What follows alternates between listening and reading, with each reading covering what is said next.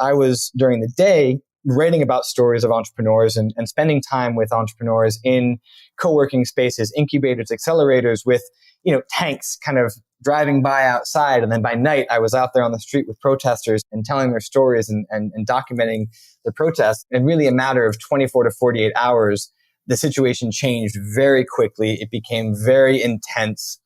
People were being killed from the opposition. People who were supporting Morsi were being killed in the streets, and they had actually arrested a number of colleagues at Al Jazeera. And I was photographing freelance for Al Jazeera at the time. And so I got out of there pretty quickly. I think within about 24 hours of me leaving, they apparently had searched my apartment.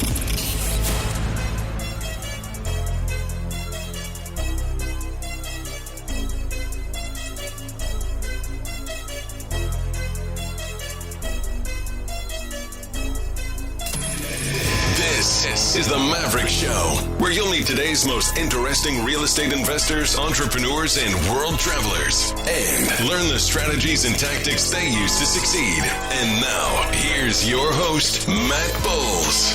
Hey everybody, it's Matt Bowles. Welcome to the Maverick Show. My guest today is Jonathan Kalan. He is the CEO and co-founder of Unsettled, a global travel community for creative professionals looking to break out of their routines and redefine their own future of work. Unsettled offers travel experiences in some of the world's most beautiful destinations and has over 2,000 alumni from 80 plus countries that are all passionate about taking their work, life, and adventures beyond traditional borders. Unsettled also offers an online lifestyle incubator program, a highly interactive virtual retreat where Unsettled's facilitators help participants envision their dream lifestyle and career based on their values, interests, and goals, and then design an achievable action plan to make it a reality with peer-to-peer accountability and support. Before founding Unsettled, Jonathan was an inaugural TED resident, as well as a founding editor-in-chief of the award-winning news app Timeline, and an internationally recognized photographer and journalist. He's lived for extensive periods of time in Africa, the Middle East, and Asia, reporting for BBC, The Atlantic, The New York Times, and Foreign Policy, among other outlets. He currently lives unsettled, splitting his time between Mexico City's taco stands and Puerto Rico's surf breaks. Jonathan, welcome to the show. Thank you so much, Matt. It's great to be here. Thanks for having me. Awesome to have you, my man. You and I have been connected virtually, I want to say, for like 2 years. I have been following what Unsettled has been doing, and it's been super, super exciting to see that. You and I, just to set the context as further, are not actually in the same place today, although we are both in mountainous areas. I am actually in the Blue Ridge Mountains of Asheville, North Carolina. And where are you today? I am in the mountains of Puerto Rico, of which there are actually quite beautiful mountains, little people know. So I am calling in from here, a little hacienda with a beautiful view, great breeze, and yeah, perfect. I love that, man. And tell folks a little bit about what you're doing next week, just so that they can, get the context of a snapshot into your lifestyle. Well, yeah. So next week, I'm going straight from the mountains to a boat. So we got my fiance and I got a boat for the week. We're chartering it out of Fajardo in Puerto Rico. We're going to sail around a couple islands near here. And yeah, I've never done the full working and living on a boat. We've run trips, unsettled trips on boats. We do that a lot. It's part of our founding story, which I'm sure you'll hear. But yeah, we're gonna see if we can do the nomad life on a boat for a few days and see how it feels. I love that, man. That's awesome. So let's go ahead and let's start back towards the beginning. And I would love to hear a little bit just about your experience growing up. Where did you grow up? And how did you ultimately get interested in international travel, as well as any entrepreneurial tendencies and experiences that you had growing up? So before Unsettled, what was your life like that ultimately led you there? Yeah, it's a great start, and I think it'll connect the dots very well. So I actually grew up in a small town in Connecticut, which is not very adventurous in and of itself. You could think about a Martha Stewart catalog, and that's pretty much how I'd best describe where I grew up. But my parents were super adventurous. My parents, I like to say, were still are, I think, early millennials in that they valued experiences much more than things. And, I was fortunate enough to travel quite a lot growing up. So, I think by the age of 5, I had probably been to maybe 10, 12 countries. I have vivid memories of being carried away on the shoulders of people in the middle of Irian Jaya, I think when I was 6. And, just an adventurous start as a result of, I think, my parents' love for kind of embracing the unknown and taking wild adventures and living that life while still also have a base in Connecticut. So I think that early travel bug really came about from them, really came about from some foundational experiences of just getting exposed to what was out there. I think, I'd come back from maybe a summer holiday and friends would talk about going to Miami, and, I'd have a story about South Africa, and it was a pretty exceptional, I think, way to grow up and a way to kind of see what else was out there and give me, I think, a hunger for exploring more and seeing, where I could take that in later in life.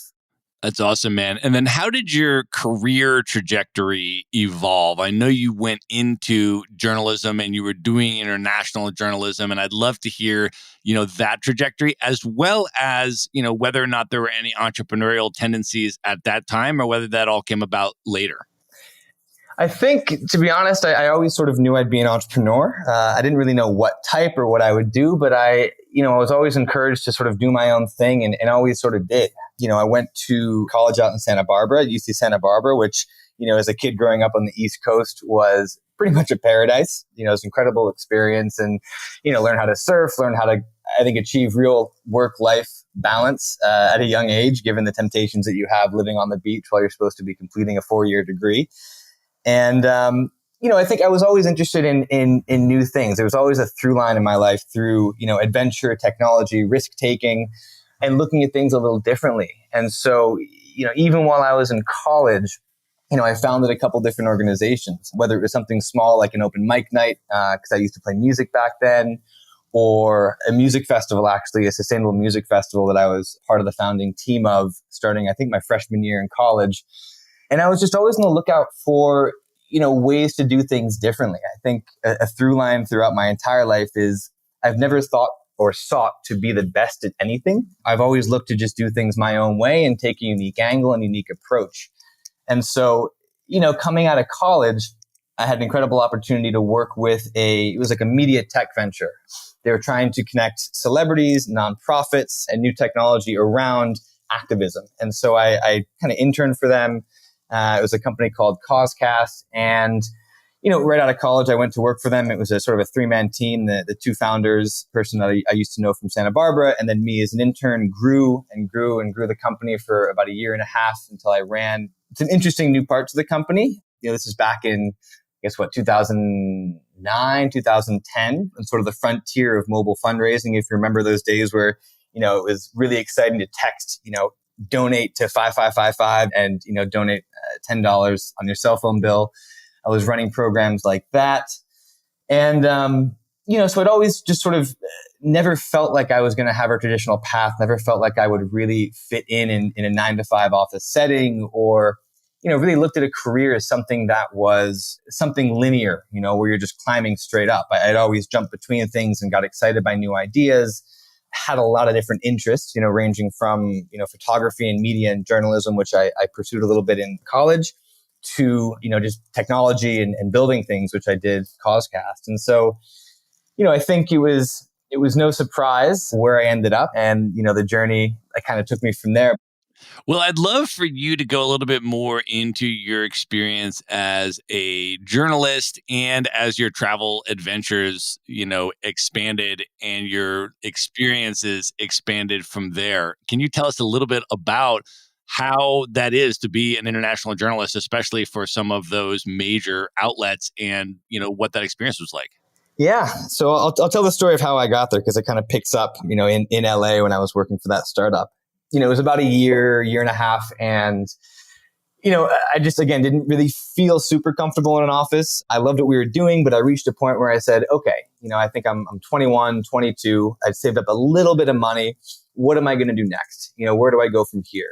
Do I stay at this startup and kind of follow the grind and see where it takes me and hope that maybe one day it makes a bunch of money and I've got some equity and, stick with it on that? Or, do I set out and do my own thing? And by that point, I was ready to go, to go somewhere. I didn't know exactly where. I had some vague ideas of getting a motorcycle, going through South America, and just kind of going on a solo adventure to figure out what was next. And, that wouldn't be the craziest thing for me to do, but it was there wasn't a lot of purpose to it, I'll say, which is fine. It was great. But as I was sort of scheming that plan, it was an afternoon in Los Angeles, and it was kind of a funny story. I was walking through a street festival in the neighborhood of Silver Lake, and I saw a sign that just said, "Moving to Africa, selling everything." So I said, I wonder what this is about. Curious. I walked in, I talked to the woman who was selling all her things and just said, where are you going and what are you doing? And it turns out she was basically moving over there to continue running a social enterprise that she had started. It was a school that was designed to support orphan kids who were in an area of Tanzania. And the idea was that they were starting micro businesses, small entrepreneurial projects that the students could run as a way to fund their tuition and support the school. And I had a really deep interest in sort of how business could shape development, BOP, bottom of the pyramid venture solutions, social entrepreneurship. I had studied a bit about that when I lived in India for a year in college. I was looking at energy and waste and different solutions for business models at the base of the economic pyramid. And so I said, that's cool. Do you need any help? And she said, maybe, like just some kind of 21, 22-year-old kid, just out of college, a little bit of experience. And she said, yeah, we'll talk later. And about 4 emails and 2 calls later of me trying to convince her that, I wanted to move to Tanzania and help her out. And, as a way for me to sort of, I think, get a jump start into both a space that I was quite interested in, which was social entrepreneurship, as well as, I harbored some sort of dreams of pursuing photography and photojournalism. It was just sort of a long shot, but it was something that I was interested enough in pursuing to, want to have a platform that could potentially allow me to explore that. And, even then media is a challenging industry to break into in the US. And I figured, there's some really interesting things going on in East Africa, especially in the area of innovation, technology, entrepreneurship, which were things that I was quite interested in at the time. And so long story short, about a month later, I had sold all my things. I had a one-way ticket to Tanzania. I was coming in as their director of business development to originally found a pizza shop in Dar es Salaam, which was, as enticing as an offer as you can get to move to East Africa to launch a pizza shop. And so I ended up going over there, and the pizza shop never happened. The business plan wasn't that sound, but we did launch a poultry farm, which was unsuccessful. We launched a solar kiosk business that the students ran because the school was quite off-grid, and a few other small projects. And where it led me was, I had free room and board in a place I'd never been, in an environment I'd never been, and the ability to sort of pursue my curiosity, right? To follow what I was interested in. And so I started traveling around, writing stories, articles, taking photos around social entrepreneurship, looking at how business models were supporting different ways of development in and across East Africa. And that sort of snowballed. To be honest, after about, 6 months of sort of doing it on my own and just building up a repertoire of stories, I started to get published. I started to get recognized and started to actually consider that, this could be a career. This could be something I could make money off of. This is something that I really enjoyed and loved, the process of storytelling, the process of just discovering new ideas and sharing them with others as a way to see a place very differently. And I think at that time, I may have mentioned, there was a lot of interesting things happening in East Africa. Kenya was sort of this tech startup hub. There's a lot of activity, a lot of people really interested in how people were innovating in those areas and the types of business models and the types of different models for development. And so, that was the beginning of it. It ended up turning into a 4-year career as a foreign correspondent and photojournalist, which brought me, I think to probably 15, 20 countries throughout the time. I lived in Kenya for 4 years, spent a bunch of that time in the Middle East, in Egypt, and, ultimately just used it as a period of my life to learn, right? It was about what could I discover? What about these places could I learn? What kind of perspective could I bring on them back to the rest of the world? And, from interviewing entrepreneurs who were bringing Facebook to people in Somalia and Mogadishu, to covering terrorist attacks in Nairobi, to covering the coup in Egypt in 2013, it was really, I think, ultimately a vehicle for me to understand the world a bit differently and to use, I think, the privilege that I had, with, let's say, a US passport, with an education, with the ability to travel as freely as I was and have the backing of the types of organizations that I was working for to, I think, shed light on things that I was very both curious about and thought the world needed to see. And so there's a lot of adventures within that, but that's the brief of it.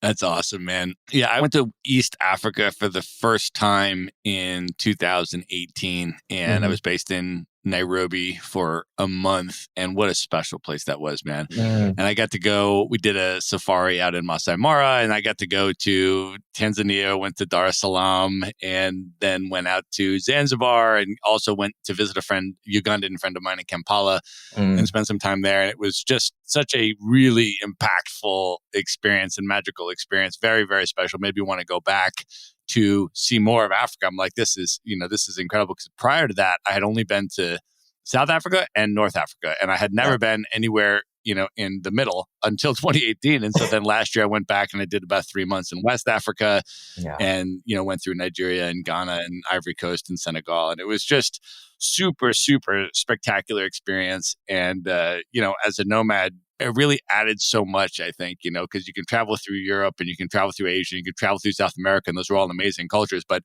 the continent of Africa, I think is just, so distinct and so extraordinary, in terms of the things that it offers. It was just amazing. So I've now been, I think, to about 10 countries in Africa, but I'm already have a list of, where I want to go back next and what the next ones are that I want to do. But I would love to build, though, on what you just said, because I think it's really, really important in terms of, developing reflections and having cultural experiences and reflecting on privilege and all that kind of stuff. And I know you spent a lot of time doing that. You delivered a TED Talk on that topic, which I've seen, which is fantastic, which we're going to link up in the show notes as well. But you and I have also spent a lot of time in Egypt. I first went to Egypt way back in the day, like 20 years ago, and as part of a international peace and conflict resolution sort of program where we went to Israel, the West Bank, the Gaza Strip, and Egypt. And then I've subsequently been back multiple times. And I think you and I were not actually there at the same time, but we kind of leapfrogged each other. I was there for 2 months in 2012. And then you were there in 2013. And then I was there for about 9 months in 2014. So I'm pretty familiar with Cairo, with the culture and that kind of stuff. But I would love to hear, just any more on your reflections in terms of what that learning experience was like for you and some of the reflections that you had after spending so much time both in sub-Saharan Africa and in North Africa and Egypt. Yeah, it was, I think that of all the experiences I've had in my, 32 years, I think actually that month in Egypt was probably one of the most impactful of my life.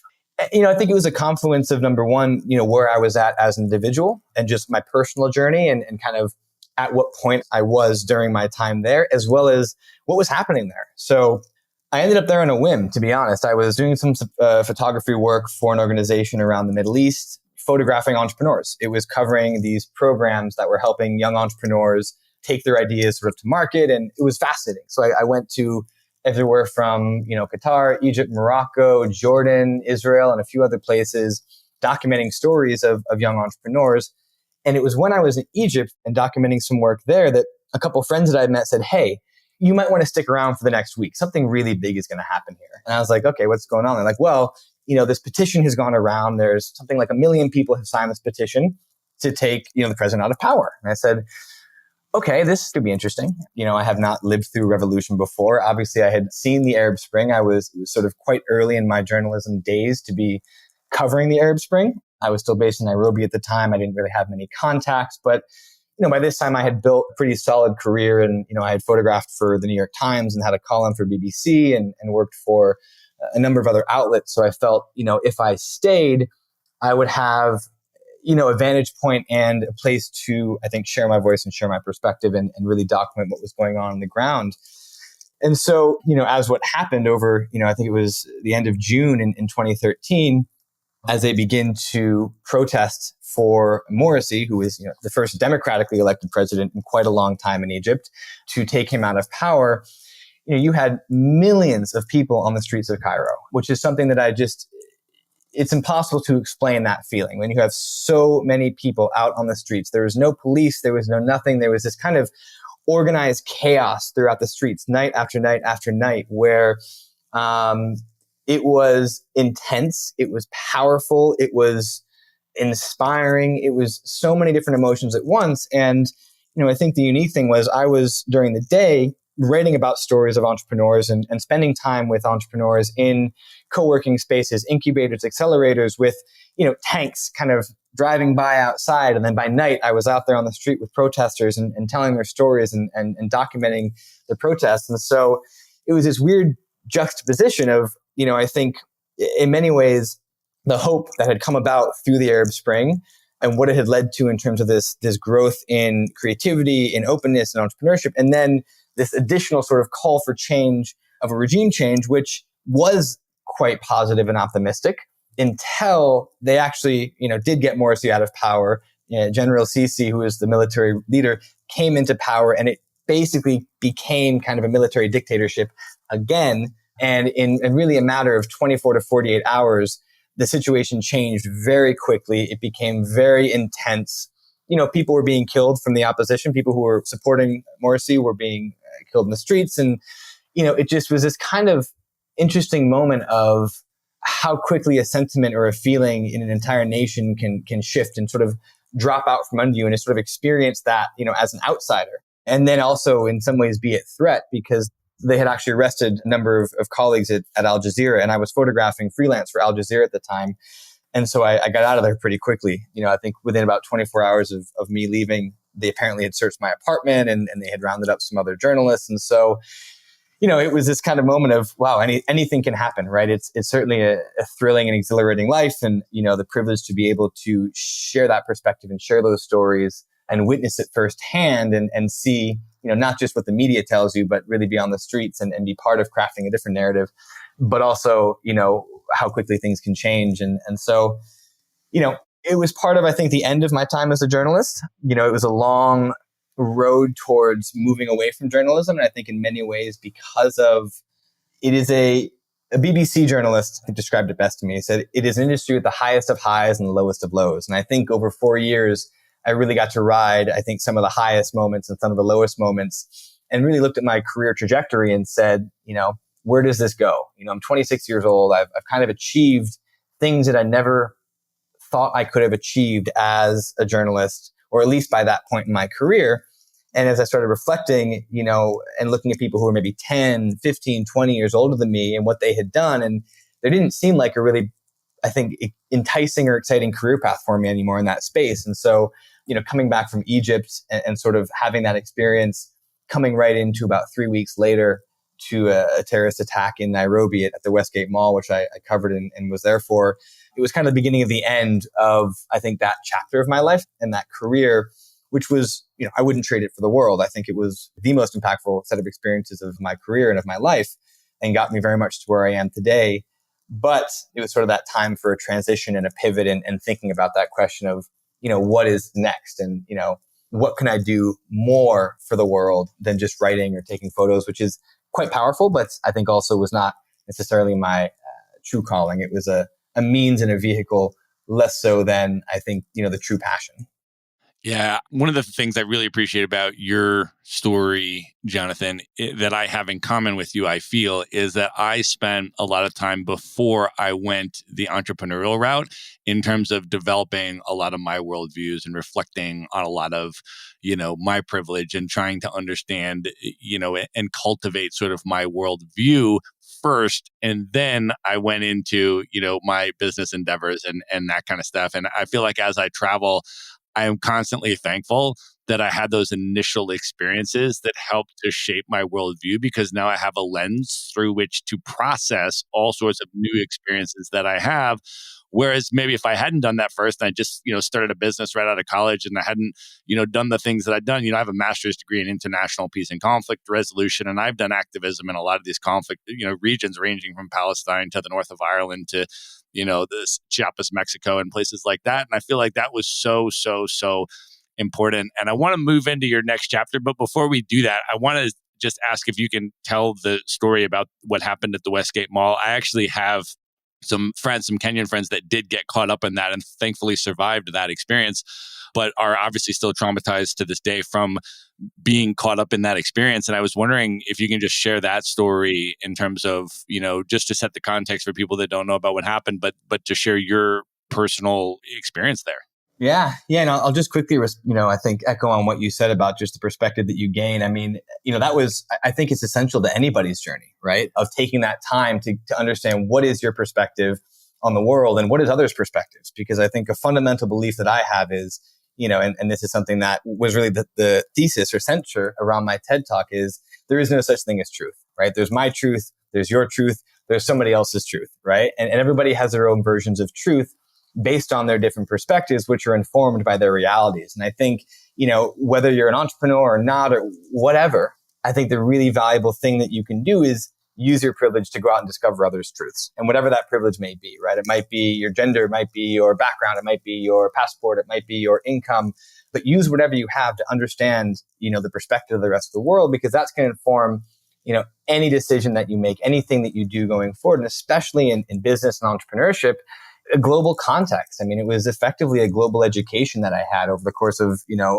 or 5 years of working as a photojournalist, of times living in India before that, and everything since. It's completely informed how I approach business. And it leads to, in many ways, why, the company that I have today and why Unsettled is such a global company, and the perspective that we have is shaped through those experiences. So I think, the point you made there is a really valuable one.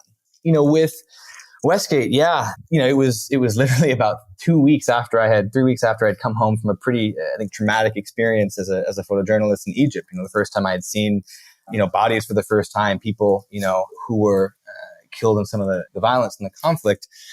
And, it was one of the largest shopping malls in Nairobi, a place that most of us had been many, many times, just a couple miles away from where we lived. And notice came in, it was I think around 10 or 11 o'clock on a Saturday afternoon, that somebody had thrown a grenade in the mall and that it might have been a robbery. And so, myself and a bunch of other journalists hustled over there, and it turned out to be something much bigger. It was a very, very well coordinated attack on the Westgate Mall in Nairobi from Al-Shabaab, which is a terrorist organization mainly out of Somalia. And many reasons why it came about. Kenya had been sort of involved in an ongoing conflict in Somalia, among many other things that were happening at the time. And so, in the end, it ended up being about a 3-day siege with a lot of misinformation, a lot of government mishandling, and around, I believe, 67 to 70 people were killed. And, I was there throughout the whole thing. I went inside the mall, as it was going on, to document. A lot of my photos ended up in the AP and some global papers. And it was intense because, you see how at risk you are in those types of situations. You feel quite safe, as you probably did in any bar in Nairobi or any place that you are. And then all of a sudden, 10 minutes of a difference, you could have been there. Things like that happen. And I mean, this happened again to some of my friends about, I think it was just about a year ago, actually. There's another shopping center with the office complex in Nairobi that was attacked. So, I think that was a traumatic experience for many. It actually, most of my friends ended up moving past Kenya at that point, or those who had lived there as expats. And, for me, it was, it showed me, I think, what a certain path could be for journalism for me. And I think I'm quite an optimistic person. I'm quite a creative person. I'm a very entrepreneurial person.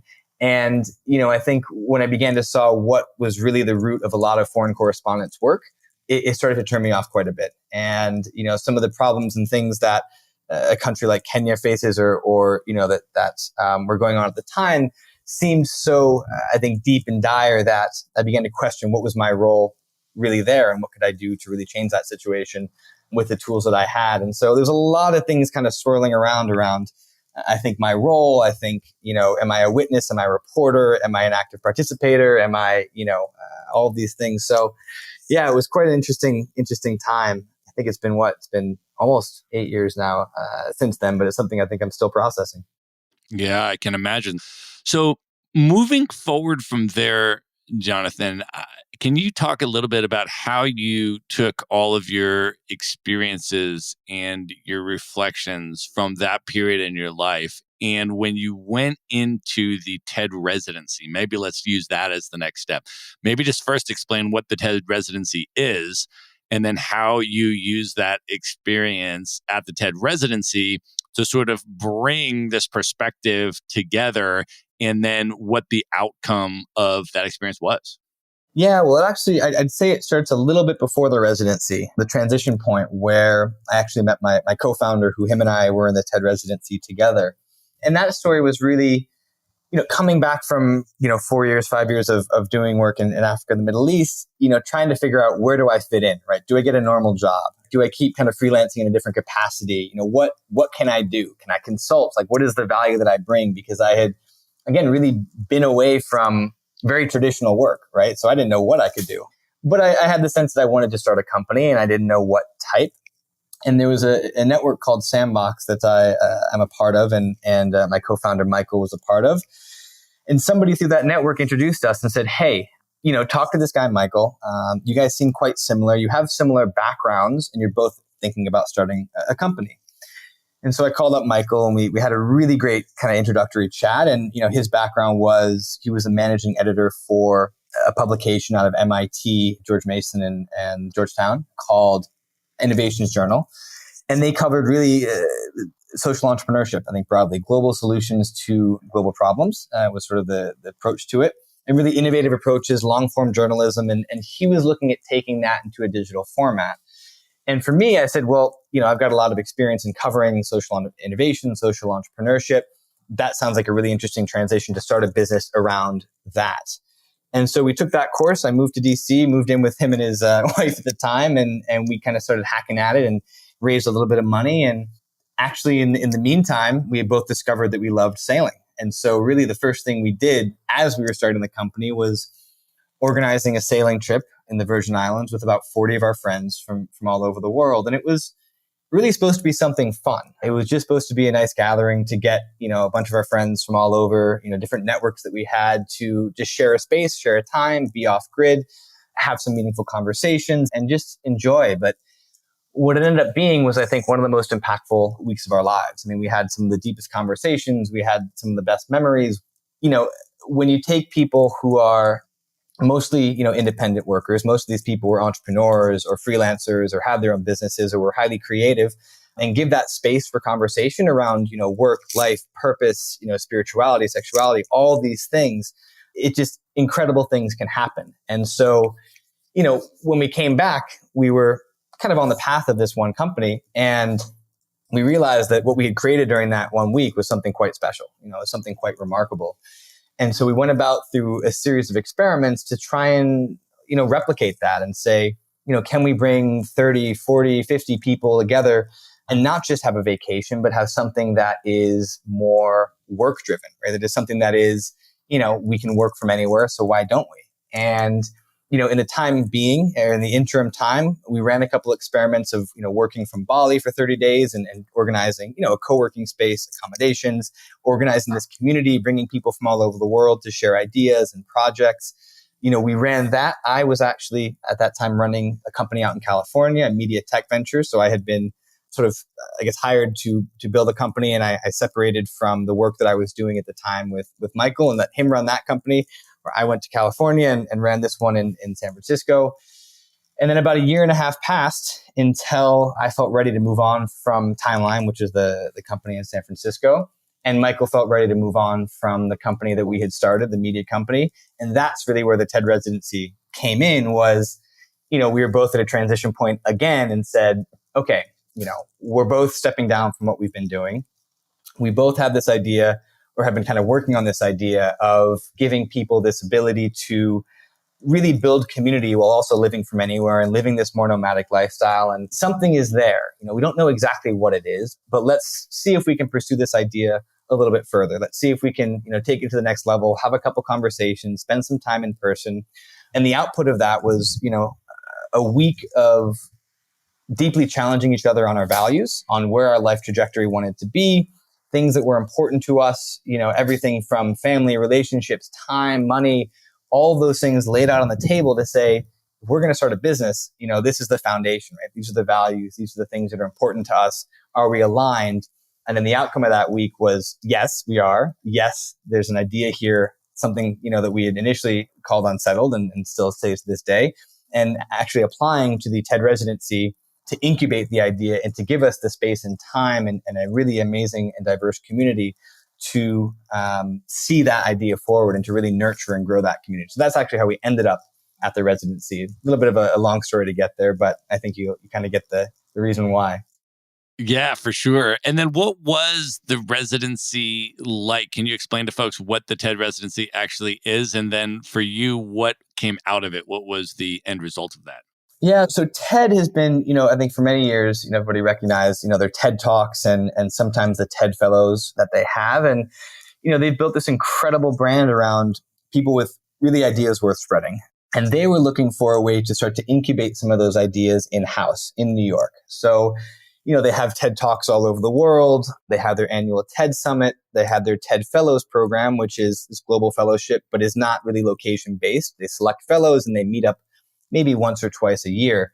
And so the incubator was really an experiment for them to say, let's say if we take, 20, 25 people from different backgrounds, different industries, from social justice to entrepreneurship to technology to science and neuroscience and dance, all these different spaces, and have them work together in the same space, independently on their own projects, but in the same space, and support each other over the course of 3 months. And at the end of it, you give a TED Talk.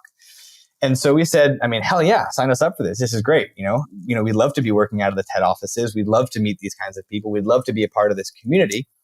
And community has always been, I think, a big part of both Michael and my life. And, that valuable perspective of people from different industries and different backgrounds kind of sharing the same space was really resonant with us. And so we dove in.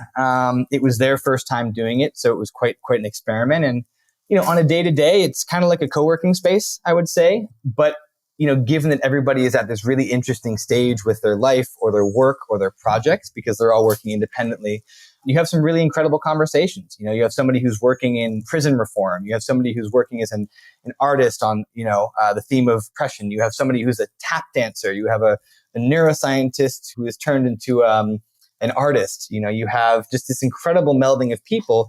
And I think any idea, no matter if it's a company like Unsettled or, a tech company or whatever, benefits from being incubated in an environment with a lot of diversity. And so that was the idea behind the residency and where they were coming from with it. And, what we, I think, found really exciting about it and got out of it was just, 25 great minds to shape our business and shape our thinking and inform us in kind of the road ahead. So let's talk about the road ahead and let's talk about the company Unsettled that you co-founded. Just reading from your website, I want to read two things and give you a chance to expand upon them. It says, we believe that feeling a little bit unsettled is a positive impulse for change, innovation, and discovery in our lives. Can you talk a little bit about that concept, how you chose the word unsettled and what that really means? Yeah. Well, I could ask you, what was the last time you felt unsettled and what did that mean for you? That might be an interesting way to open it up. Or what does that word sound like for you? Well, for me, I try to unsettle myself quite a bit, right? And I'm super excited about the philosophy and the concept of your company as a result of that. I am one of the reasons I'm an itinerant nomad, and one of the reasons I continually try to insert myself and create experiences that are very new for me is precisely so that I can be unsettled and have the experiences of navigating new places and new cultural experiences, and both the excitement and stimulation that's brought about by that, as well as the, feelings of inadequacy and insecurity and feeling like a child oftentimes in these situations that you don't know how to navigate them. But when you put it all together, it's an incredible personal growth experience for me. And so I, intentionally put myself into new places and new experiences on the regular to do exactly that. And so when I saw this concept that you guys had come out with, and I'm reading the language that you're using on their website, I'm just like, yes. Yeah. Awesome. And I get it 1,000%. But I would love for you to talk a little bit about, the value proposition as well that came out of that, right? Yeah. I get the concept and what I use it for myself, but, in terms of formulating that into a business, right? And an organized, institutionalized way for creating those kind of experiences. and then what the participants actually get out of it. Would love for you to expand on that. Yeah, for sure. And thanks for entertaining me there. I love, the reason why I asked that question and not just say what Unsettled is or how we came up with the name and concept ourselves is because I think the beauty of Unsettled is it means something different to everybody, right? And I think the way that you explained it was so beautiful in that, for us, to be unsettled has nothing to do with your physical location, right? Unsettled is that feeling that you get when you are going through change or growth, right? Unsettled is that uncomfortable thing that you either shy away from or you lean into. And, the whole concept of Unsettled as a company is about leaning into that uncomfortable, leaning into that unsettled feeling because it's going to result in growth and change in some way. And so Unsettled for us, why the name has stuck is because it is a little bit divisive. It is a little bit, provocative. And it does, I think, trigger something in all of us where at many, many stages of our lives, we feel unsettled, right? You graduate college and you go, shit, what am I going to do next? You're unsettled. You're 35, you worked the same job for 10 years, and you look around and go, shit, do I want to be on this career ladder? You're 65 and you're looking at retiring and you're not really sure how you want to spend the next 5, 10, 15 years of your life, working less. Like, I'm unsettled. So I think there's so many different ways that unsettled applies to our lives. And it's why, our brand and our company is really built around this philosophy, this approach, this value set of being open to new perspectives, being open to new ideas, being open to new people, new conversations. And ultimately, being unsettled is being open to growth and change. And, how do you build a company around that is a great question. For us, we started with what we knew well, which was experiences. We started with that sailing trip in the Virgin Islands, in 2014, I think it was, and just started running these in-person experiences because, let's say if you're going to Bali for 30 days with 25 complete strangers from all over the world, you've got your product, your program, your work, your ideas, whatever it is that you're going there to work on. And so do those, 25, 30 other people. You're going to be in a new place where you're going to have to navigate new contexts, new conversations, new decisions, new environments, right? You're going to be with people you've never spent time with. You're going to be uncomfortable. You're going to have to think about yourself and reflect on how you communicate and how you have biases or, prejudices or what your beliefs are. And they're going to be challenged by other people coming from other cultures, right? And finally, you're sort of unsettling your routine in that, your day in Bali is going to be different than your day in New York or London or Paris or wherever you're coming from, just by nature of being in a new place. So for us, travel was, I think, the initial gateway of really how do we help people kind of unsettle their lives in a positive way? How do we get them to shake up their routine to grow? And so, that's sort of the philosophy and the foundation of, inspiring that, being that catalyst for growth and running experiences as a catalyst for growth. What the actual product is, our experiences from the beginning have been, 1 month co-living, co-working, you have a place to live, a place to work, different experiences, whether it's cultural, historical, entrepreneurial, creative, adventurous, that are curated throughout a month, different workshops that we put on, but also very much open for the community to put on. So we call it a co-created experience because it's a lot of what happens on an unsettled experience are created by the community. So let's say you, Matt, would maybe teach a workshop on how to successfully run a podcast or grow a podcast, or, I might teach one on, perspective bias or photography. So it becomes a real community in that, we're co-creating that month together.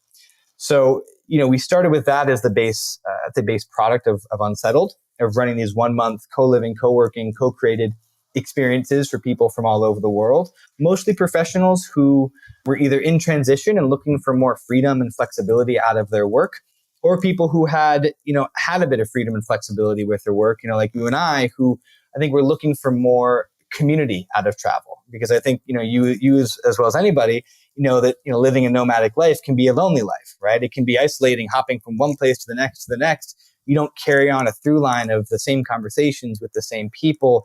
You've got to meet new people all the time, which can be really exciting, but equally can be a bit challenging. And so to have, one community for 1 month in one place, I think adds a richness to traveling that I think a lot of people are missing in sort of the digital age and the way that we're living today. So that's where we started. I think we've evolved quite a bit since from those original experiences, but that's really where we began with the concept. Well, let's talk a little bit about some of your shorter term experiences as well. And just looking on your website, I just want to give people a sense of the types of things that we're talking about here. So you guys now offer month-long experiences, and those, just looking at the upcoming ones are in, super epic global cities like Barcelona and Buenos Aires, two of my favorite cities, by the way, where I've spent quite a bit of time.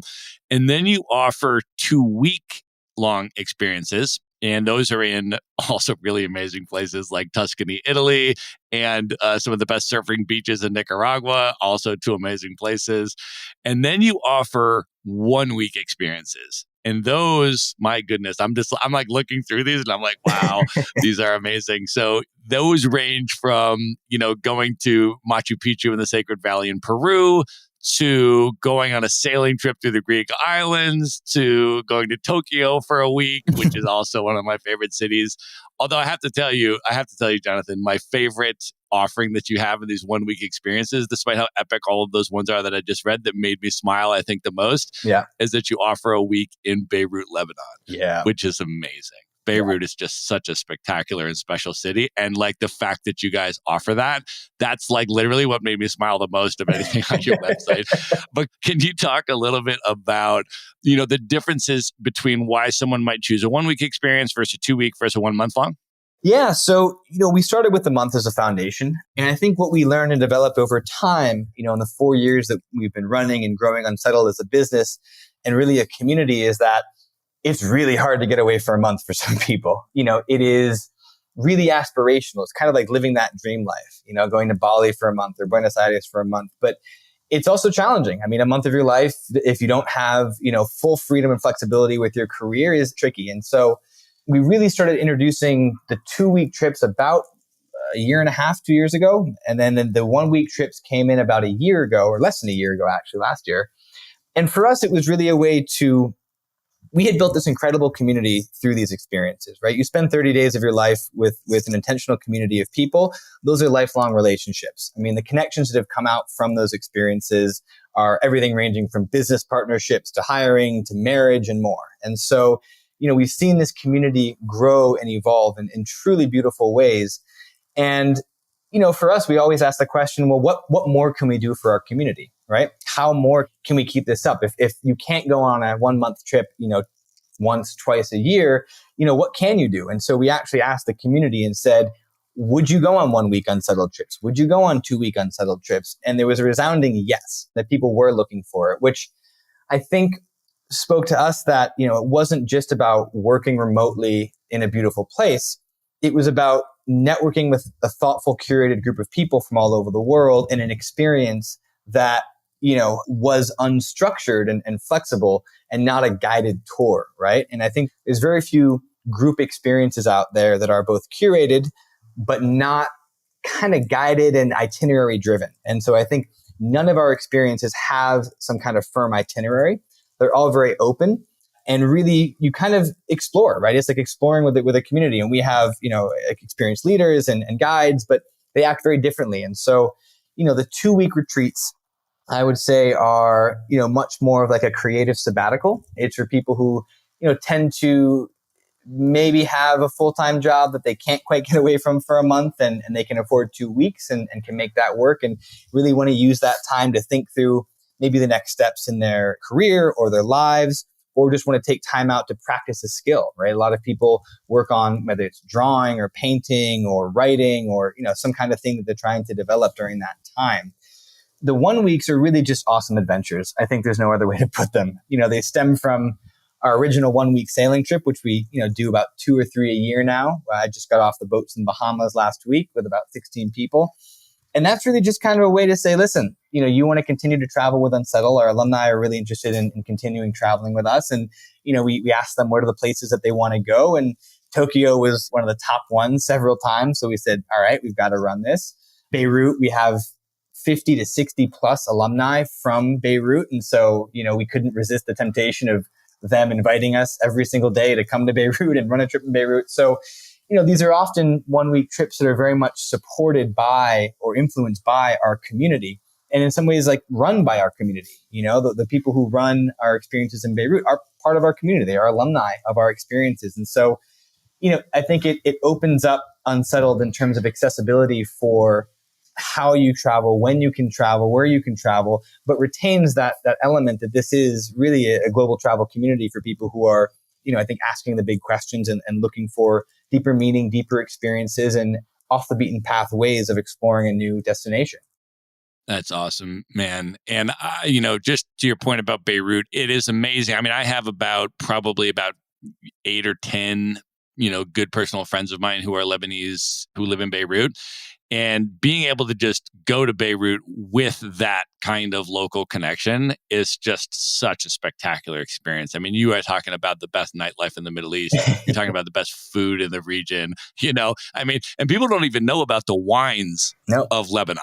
I mean, Chateau Moussar in Lebanon is one of the top preeminent wines you will have anywhere in the world. I mean, it is Beirut is just such a magical experience, especially if you have that local connection. Yeah. And I feel like that's so important because I feel like, I'm watching as this sort of digital nomad movement, if you want to call it that, is evolving. And there's some trends that I'm really excited about. And there's other trends that I'm like, I'm seeing things where sometimes it's just kind of a band of roving nomads with no local connection at all. And it's a bunch of expats that just go hang out together in a foreign city. You know what I mean? In some cases, right? Right. And so I think the fact that you guys provide that level of local connection and that you're incorporating your participants into a local community-based, community-run experience, I think is super, super important. And I want to expand on that and ask you if you could talk a little bit more about this concept that you mentioned about the diversity. And I was reading through your website, and you guys have some really important and interesting things on there that I want to highlight. So I'm just going to read this. You have a section on your website that says, no borders, no boundaries, no bullshit. And in that section, it says that Unsettled's community holds over 2,000 alumni from 80 plus countries. And when it goes through sort of the demographics of, who are the people that do Unsettled, it says we are creatives, entrepreneurs, artists, freelancers, and professionals of all ages and backgrounds. And the average age is mid-30s to early 40s. And when it goes deeper into the types of people that are on Unsettled, it says you have CEOs, CMOs, CFOs, but you also have farmers, designers, architects, captains, scientists, rare book collectors, illustrators, painters, poets, coaches, and more, which is awesome. And then at the end, it emphasizes we are global and inclusive, which I think is so important as a founding priority around which to build this type of a company.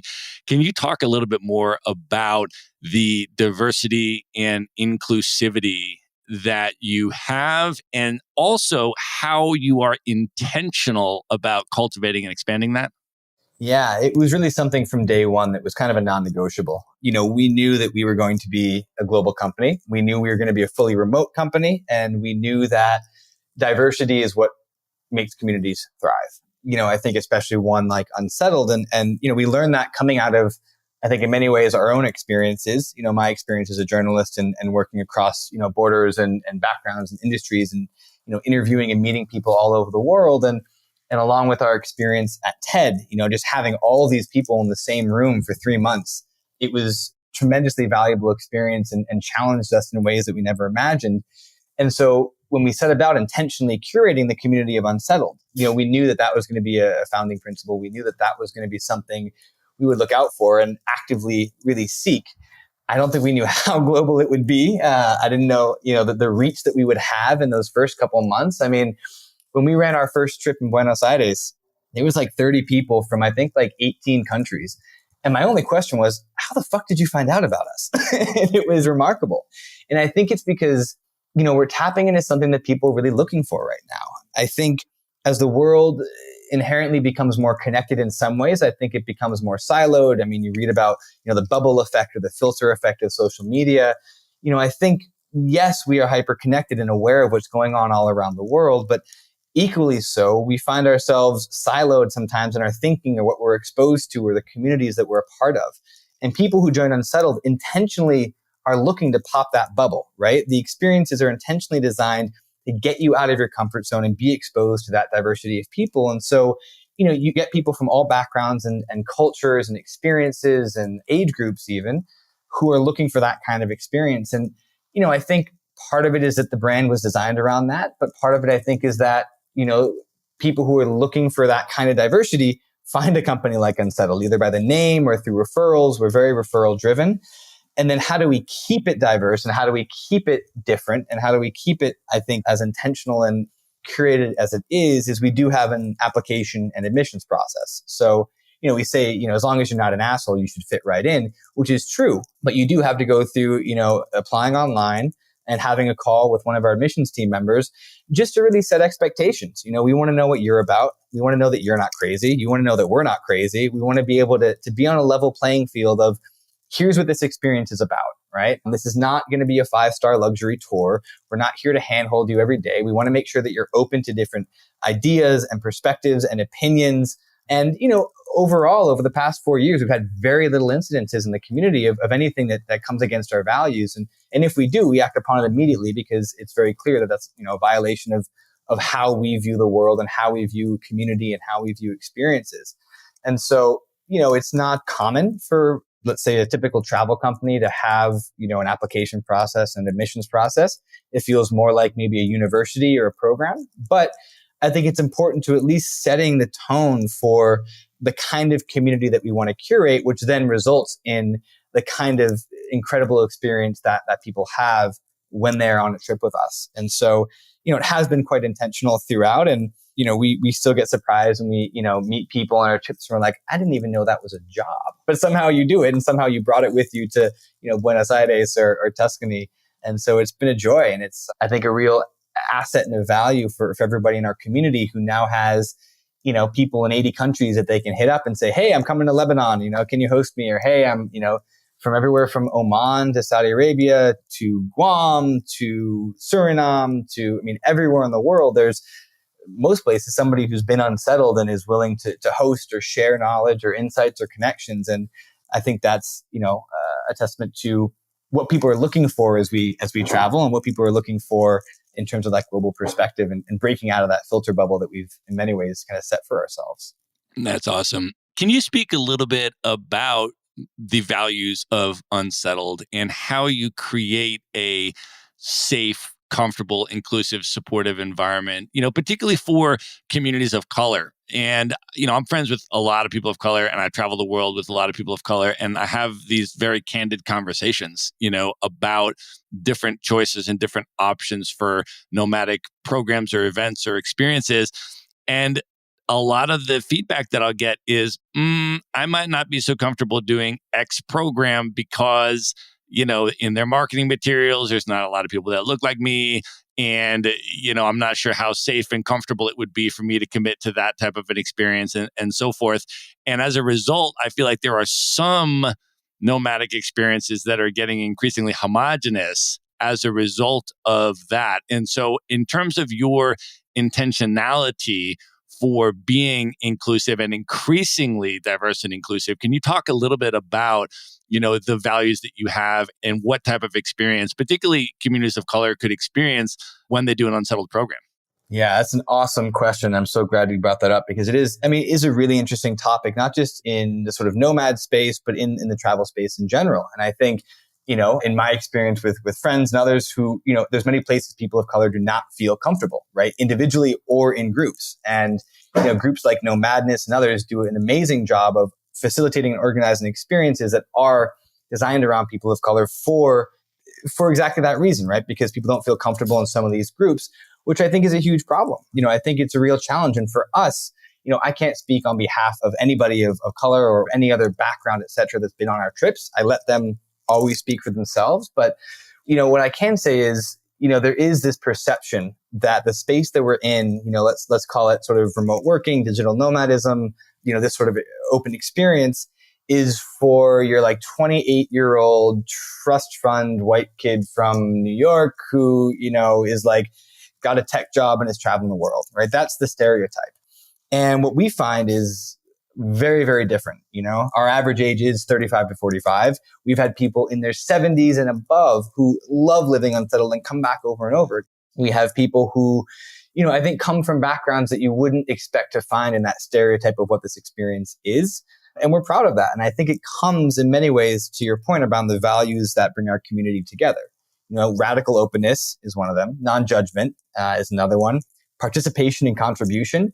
We create an open environment for people to contribute their opinions, their ideas, their perspectives. We prompt conversation, right? We don't shy away from it. I mean, there have been some of the most incredible conversations that I have not been a part of, but have heard about on some of our experiences around race in areas of South Africa, where they go and have an experience of dining with a family in one of the townships in South Africa with a really amazing organization called Dine With that we work with that brought out conversations about race in America, or race in Europe. And so, we don't shy away from these conversations. And we simply ask that everybody who comes into Unsettled be open to acknowledging that they have a perspective and acknowledging that they need to be open to others' perspectives and their opinions and their ideas and not judge, right? I think that judgment is a huge factor. And what our experienced leaders do on the ground and why, I think we consider them the best in the industry is they are really experts at cultivating those conversations and cultivating an environment of openness. From the first day of one of our experiences, we have a conversation about our values, about our principles, about how we are going to live together for this week or this month or these 2 weeks and set the ground rules. And we also open it up to the community, to everybody who's there, to add their own values or what they would want to contribute or what they would want to see as, principles to guide this community over the month. And they will add theirs. So, it's part of, I think, our approach of not being prescriptive about how things should be done, not having an itinerary that kind of dictates this has to happen and this has to happen, but coming in instead with an open mindset of saying, we are going to co-create this experience with these 15, 20, 30 people for this length of time that Unsettled is operating in this space. And we want to hear how you want to shape it. And we want to hear the conversations you want to have. And so, I think that approach of being open to those ideas and being open to where they go and not shying away from hard conversations, as well as, curating people who are open to those conversations, I think is a big part of it. And I think just helped us in many ways, I think, be different than a lot of other organizations out there that, may try to not shy away from some of the tough topics, but, I think target maybe a much more niche or much more specific demographic, which from a marketing standpoint could probably be a lot easier than us trying to target a really global audience. But for us, it's worth it in the end. And, our marketing materials, everything we do, we try to reflect diversity. We try to reflect people who are actually in the community on actual experiences. You go to our community profiles page and hopefully you see, an interesting selection of people who've kind of come from not just different ethnic backgrounds, but different geographic, different ages, different everything. And that's what we want to be. It's an inclusive, we hope for an inclusive world that we live in. And it starts by creating inclusive experiences that allow you to experiment with that. I really appreciate that about you guys. And I appreciate you expanding on that. I want to transition us now to talk about this other offering that Unsettled has rolled out, which is called the Lifestyle Incubator, which is such a brilliant term. As soon as I saw that, I was like, oh my gosh, you guys have got to trademark that immediately. That's such an incredible term. Can you talk about what the Lifestyle Incubator means, what that experience is like for people? Yes, I would love to. It's something we're really excited about and having a lot of fun with. So, I'll start with this. I believe that the most fundamental human skill of the 21st century and beyond is how to navigate uncertainty, how we navigate change. Because, we live in a world that is changing incredibly fast. The effect that technology is having on our lives, our jobs, our careers, our work, where we live, how we live. I mean, nobody can argue that it's just constantly changing and shifting the realities and the institutions in which we live in and exist in. And so it's a very philosophical way to start, an online program. But I think it's important because what we've designed with the Lifestyle Incubator is ultimately a program on how we navigate uncertainty in our lives and careers and how that can help us understand how to be more intentional about the direction we want to set. So the Lifestyle Incubator is really for people who are at a certain stage in their life or their career where they're looking to change direction, right? It could be that you've spent 10 years at a job and you're ready to kind of figure out what's next, but you don't know exactly what it is. Or it could be, you've set up a pretty good freelance lifestyle for yourself, but are now looking to balance work and life a little differently. Or it could just be that you're looking to prioritize things in your life a little differently than you were, 5 years ago or 10 years ago. A lifestyle incubator is designed to help you navigate by asking the right questions. So we are not a, kind of BS prescription oriented, here's 5 steps to get your dream job, or here's 10 steps to become a successful freelancer, or, here's, the 3 things that'll help you figure out your life. Like, we don't do that. We ask the right questions with the right frameworks and the right structures that we've developed in the context of a community of people. So we consider it a learning community because the typical group size of this lifestyle incubator is about 25 to 30 people. Again, super diverse, different backgrounds, corporate, freelance, and so on.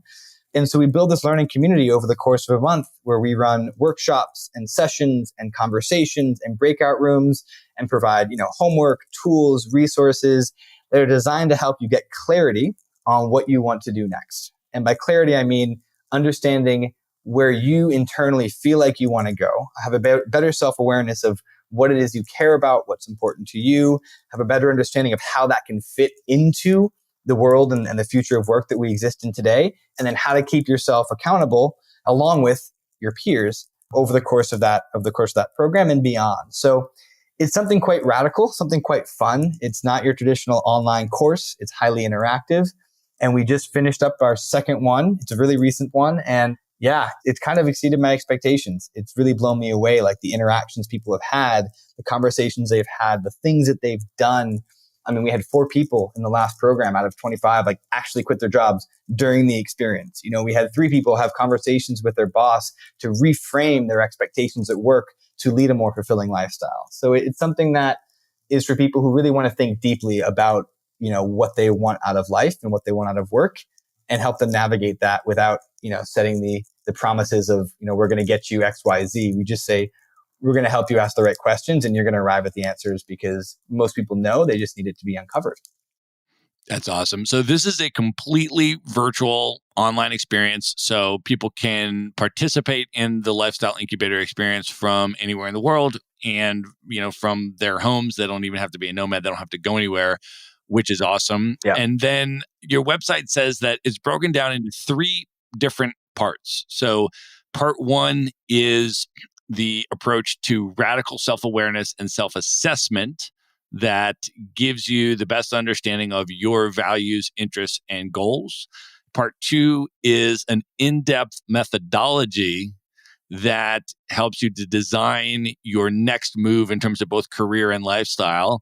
And then part 3 is coming out with a specific and achievable plan of action so that by the time you're done with the program, you know what it is that you want, you've designed a vision for getting there, and you have an actionable plan to begin to take steps every day. And then you guys also provide peer-to-peer accountability mechanisms and things like that to help people actually ensure that that comes to fruition, right? Yeah, and that's a huge part of it. I think there's a lot of things out there that are designed around personal growth, professional growth that you can do on your own, right? You can read a book by Tony Robbins. You can watch, you can listen to a podcast. You can, download an online course. But the missing component, and I think the theme of a lot of this conversation is community, right? Like we do better in communities that can push us to be our best. And so the Lifestyle Incubator is designed around a virtual community, but, by the end of a month, it does feel like you are a community, even if you're, 2,000 miles away. You've seen these people on video conference, 2, 3 times a week for an entire month. And sometimes people even do meet up in person, which is really fun to see. That's awesome, man. All right. So we're going to link up in the show notes the direct links for how people can check out more information about both the online lifestyle incubator program, as well as all of the in-person Unsettled experiences that they can check out where they are, when they are, and how to participate. So all that's going to be at one place. Just go to themaverickshow.com and go to the show notes for this episode. And at this point, Jonathan, are you ready to move in to the lightning round? I hope I'm ready. Let's do it. Let's do it, man. The lightning round. All right, what is one book that has significantly influenced you over the years that you would most recommend people check out? It is Alvin Toffler's Future Shock. And I haven't read it in probably 10 to 12 years. I read it in college, but there's a phrase in it that has always resonated with me and with what we do at Unsettled that is basically future shock. It's the moment when the accelerated pace of change of society kind of renders us paralyzed. And it's just a fascinating kind of techno-utopian book that explains a lot about where we are today, but did it in the mid 1970s, if not late 60s. So yeah, it's an interesting one.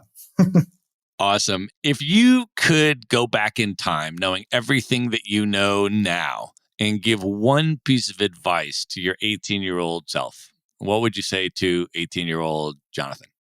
Just keep doing exactly what you're doing. That's it. Awesome. What is one item that you always bring with you when you travel? One item I always bring with me when I travel is eye mask. That is essential. That's it. That's the key. Everything else is, as long as I got the phone and the computer, we're good. But the eye mask, I can't live. I love it. What is one travel hack or technique that you use when you're traveling to make your experience better that you recommend people try? Aside from reaching out to anybody and everybody that you can even try to find in that place and just set up a dinner or drinks, I'll go the simple travel hack of wearing a lot of clothes at the airport so that you can take everything on carry-on. And I think you probably do that quite quite well yourself too, knowing your story. That's a good technique, man. Wear it all in a place. I love it. All right. Last two questions, Jonathan. Travel related questions. What are your top 3 favorite travel destinations you've ever been to that you would recommend people check out? Number 1 is Slovenia, hands down, one of the most beautiful countries on earth. The capital is called Ljubljana. For those who have trouble pronouncing it, it's a tricky one, spelled very strangely, but it is guarantee you one of the top places in the world that you will ever see. Second is Cairo, actually. I think it's just such a wild place. I think it's such an incredible energy there that, history, culture, etc. So Cairo. Third, I'm going to say right now, Mexico. I think a lot of people overlook Mexico, and I think Mexico is one of the most fascinating places I've been and only recently discovered.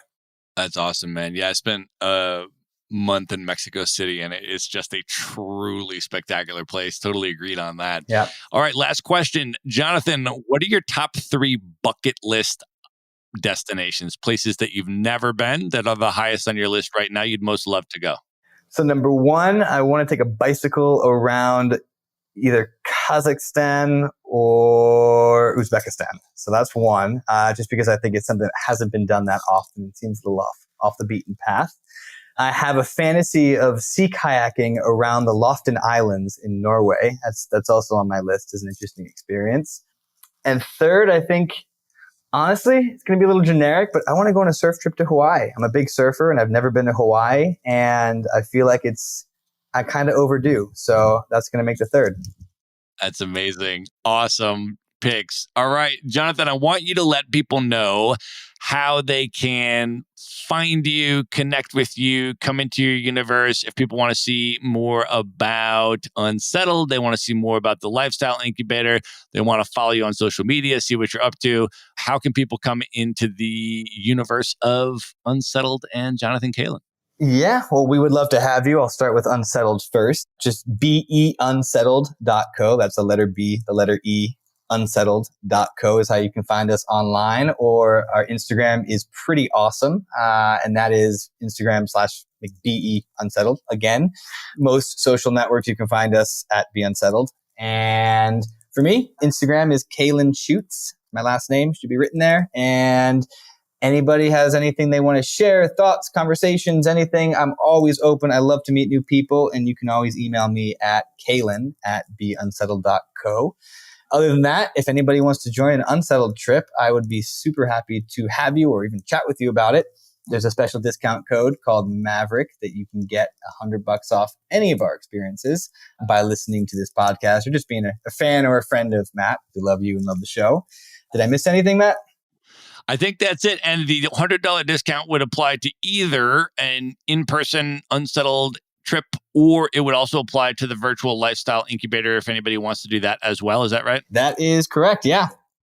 Awesome. So what we're going to do, folks, is link that up in the show notes. So just go to themaverickshow.com and then just go to the show notes for the Jonathan Kalan episode. We're going to have your discount codes there. So you can just click through and grab that $100 discount on either an Unsettled experience or the virtual lifestyle incubator program.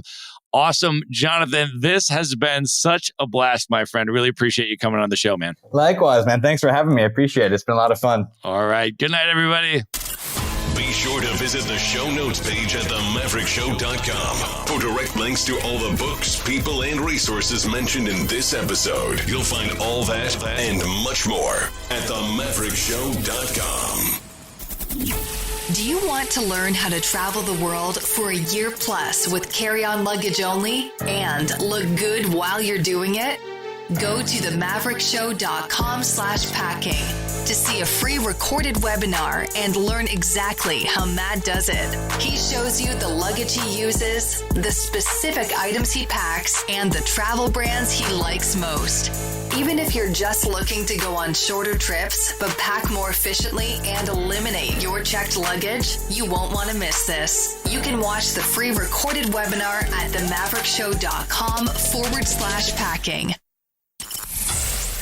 Would you like to get Maverick Investor Group's white paper on real estate investing for digital nomads? How to buy U.S. rental properties from anywhere in the world and finance an epic international lifestyle?